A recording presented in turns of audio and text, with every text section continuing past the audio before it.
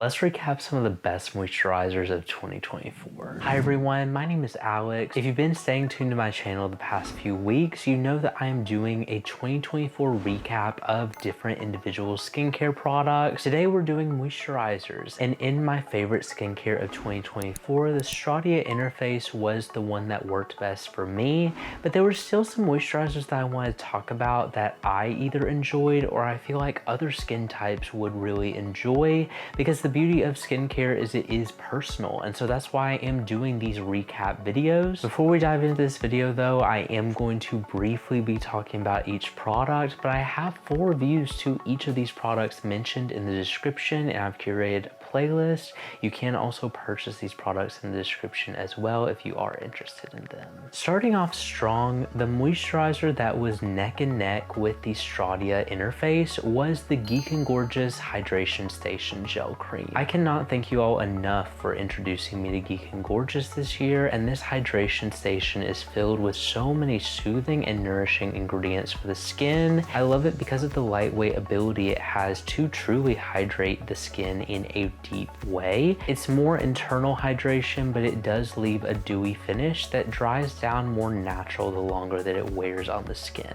I love this product for any skin type. It is definitely more of a summertime moisturizer for me, just because it is a gel cream and I typically prefer that texture at that time, but it was still an amazing option and one of the most budget friendly that I'm going to be talking about today. Ultimately, I feel like the Stratia and this are the best values in moisturizers when it comes to ingredients. They have glycerin, ectoin, so many soothing and hydrating ingredients listed in this moisturizer. The Prequel Urea Advanced Relief Moisturizer was something I struggled to get my hands on this year because it had sold out from when they first launched their brand, but pretty early I was able to get it, and I'm so glad that I did because it is a staple moisturizer. I've talked about it before, but I feel like Prequel is the drugstore skincare that I wish I had when I was getting into skincare. With their cleanser paired with this moisturizer, it is extremely lightweight and more nourishing. They have had a recall on their barrier therapy, and that was an alternative to the other Prequel moisturizer if you wanted something a little bit more rich, and also a product without shea butter if you are sensitive to that. That's the only thing about the Urea moisturizer is it has shea butter, but it personally works great for me. I love it because it's just a basic solid moisturizer that works amazing and also has Urea as an added ingredient. It has shown amazing benefits in nourishing and also keeping my skin looking great. This moisturizer is also marketed as a face and body moisturizer, which I love. The value is undefeated and the ingredients of this product really speak for themselves.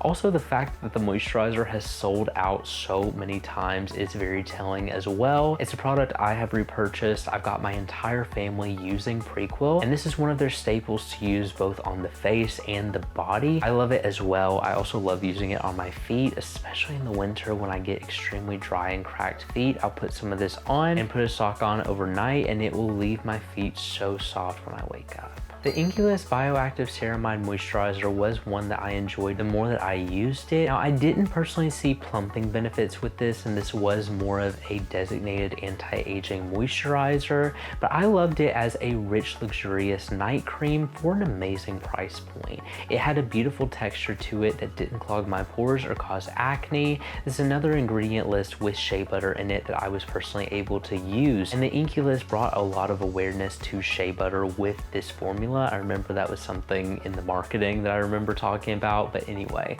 this moisturizer was amazing as is. The ceramides in it worked to restore my skin barrier, and it was extremely nourishing for the drier perimeter of my face because it was winter when I tried it. Scrolling through to curate the products for this video, I actually reminded myself that I need to get this again because it worked so well for my skin last winter, and the drier areas of my face were so soothed when I was using this product.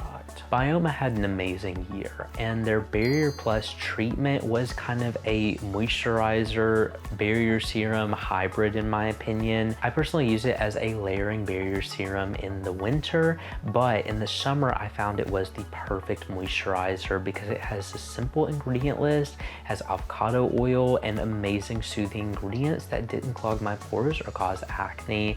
It also lasted a very long time. Something beautiful about the Bioma pumps is you're not dispensing too much of the product, so you are able to really control how much you get out and use very little of it because it is very easily spreadable and it doesn't take a lot to go all over my face. I love this moisturizer because of the simplicity yet the amazing complexes that they included in this, and I couldn't make this video without mentioning it because it is a very easily accessible option at the drugstore. I want to move on to talk about two moisturizers that I feel like are really designed for oily skin, a gel and a cream texture. Beauty of Joseon Red Bean Water Gel is perfect if you're wanting just a very lightweight nourishment to the skin. This is by far the lightest weight moisturizer that I tried this year, and the amazing ingredients that didn't personally clog my pores worked to nourish my skin. It wasn't something that was enough for me necessarily, but I can definitely appreciate when a product is designed for really oily skin because this just had a nice, practically not even there texture, and it leaves no finish on the skin. It feels like water, but it definitely provides an internal hydration that oily skin needs. If you are really oily and need a more cream texture, I feel like the Dr. Althea 345 Relief Cream would be an amazing moisturizer for you. This is a product I actually can use at the moment in the winter, and it's something that I like going in with during the day specifically when I'm not needing more of a heavy moisturizer. It's perfect because it has a really lightweight consistency but extremely nourishing benefits, and it gets you that rich level of nourishment without any finish on the skin.